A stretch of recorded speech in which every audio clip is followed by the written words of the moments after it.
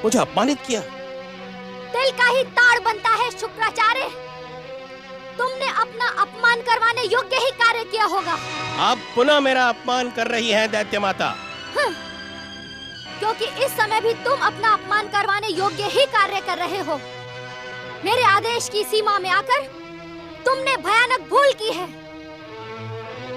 मेरा हृदय प्रतिशोध की भयानक ज्वाला में जल रहा है।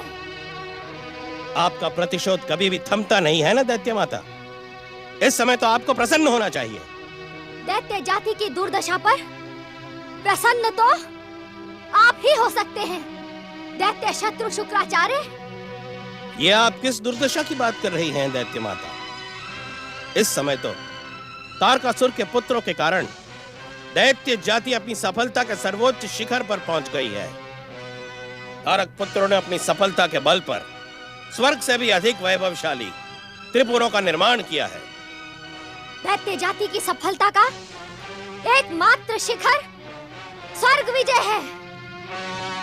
आप सत्य क्यों नहीं कहती दैत्य माता? क्या आपकी पुत्र वधु वरांगी आपकी पौत्र वधु शांबुकी के त्रिपुरे में चली गई है? इसके कारण आपके अहंकार को ठेस पहुंची है और इसी कारण आप देवांतक और नरांतक को पुकार रही थी। दैत्य माता को अपमानित कर त्रिपुर में रहने वाली शांबुकी एवं वरांगी को दंडित, प्रताड़ित एवं अपमानित करना दैत्य जाति का कर्तव्य है। दैत्य जाति के कर्तव्यों की मनमानी परिभाषा न करें आप दैत्य माता।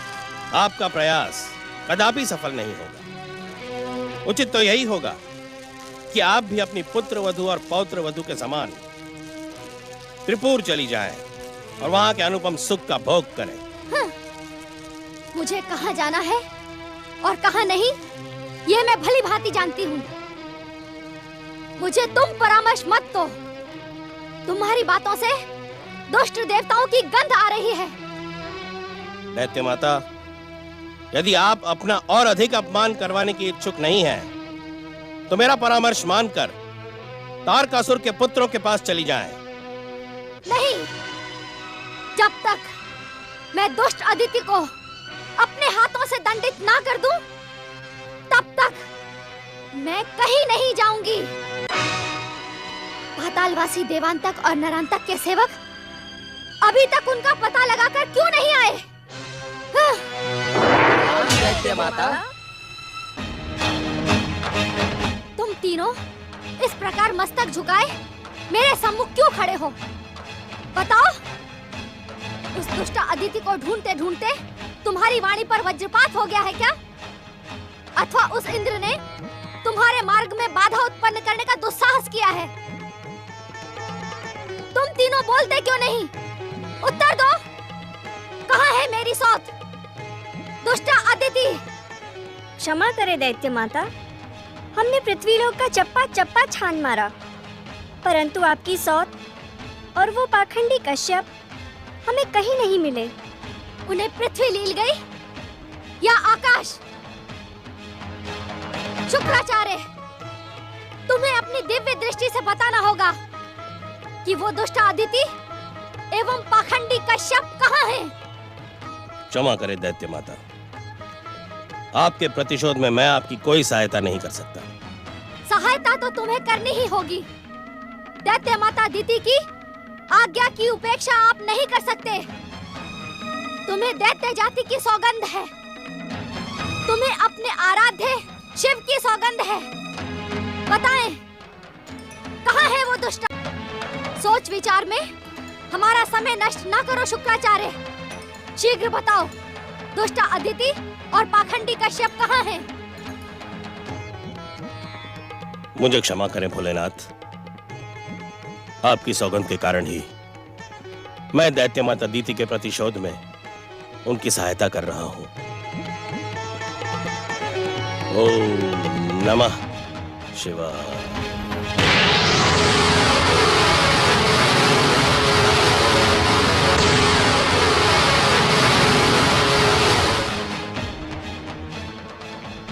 कैलाश की उत्तर दिशा में स्थित वन प्रदेश में आपको आपके पति के दर्शन अवश्य होंगे। ओम नमः शिवाय। मुझे उस दुष्ट अदिति को दंडित करने के लिए कैलाश की उत्तरी दिशा में जाना ही होगा। उस पाखंडी कश्यप को यहाँ खींचकर लाना ही होगा।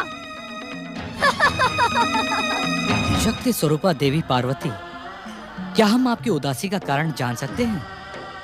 सब कुछ जानकर भी इस प्रश्न का क्या कारण है स्वामी? देवी पार्वती, पुत्र गणेश के लिए चिंतित होने की आवश्यकता नहीं है। शीघ्र ही आपका उनसे मिलन होने वाला है।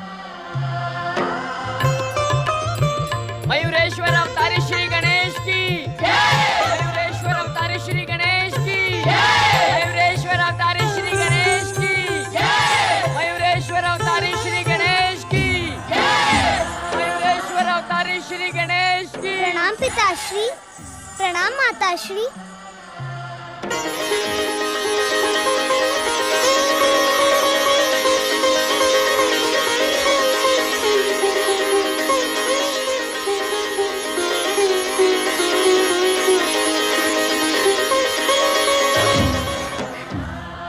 प्रणाम बड़े भैया।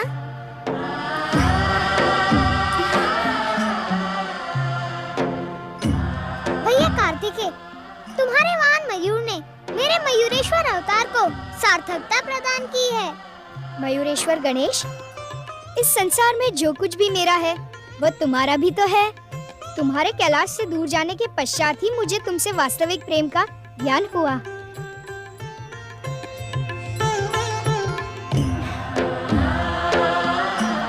बड़े भैया, अपने वचन की जिस मर्यादा के कारण मैं कैलाश छोड़कर गया था, उसकी रक्षा तो मैंने कर ली, किंतु अपने चित्त को संतुष्ट न रख सका। आपके बिना एक क्षण भी मेरा मन माता अदिति के आश्रम में नहीं लग रहा था। मैं जानता हूँ भैया कि प्रेम और वियोग की जो अग्नि मुझे पीड़ित कर रही थी वह तुम तक भी अवश्य पहुँच रही होगी। अब सभी दुखों का अंत हुआ। माता अदिति के पुत्र के रूप में महोत्कट और माता पार्वती को नए पुत्र के रूप में यह मयूरेश्वर अवतार श्री महागणेश की इच्छा से ही पूर्ण हुआ। पुत्र गणेश, तुम चाहे कितने भी अवतार धारण कर लो, तुम सदा मेरे लिए गजानन गणेश ही रहोगे। माता, आपके ही कारण तो मेरा गजानन गणेश रूप सार्थक हुआ है। गौरी पुत्र के उस रूप की सार्थकता को सारा संसार स्वीकार करेगा। मेरा हर अवतार गजानन गणेश के रूप में ही पूर्ण होगा। अब अपनी चतुराई और न दिखाओ गणेश। मुझे वचन दो कि तुम कैलाश छोड़कर अब कभी नहीं जाओगे। हाँ गणेश, माता को वचन दो। वचन दे श्री गणेश, वचन दे। वचन दे श्री गणेश, वचन दे। वचन दे श्री गणेश, वचन दे। मैं वचन देता हूँ। गौरी पुत्र श्री गणेश की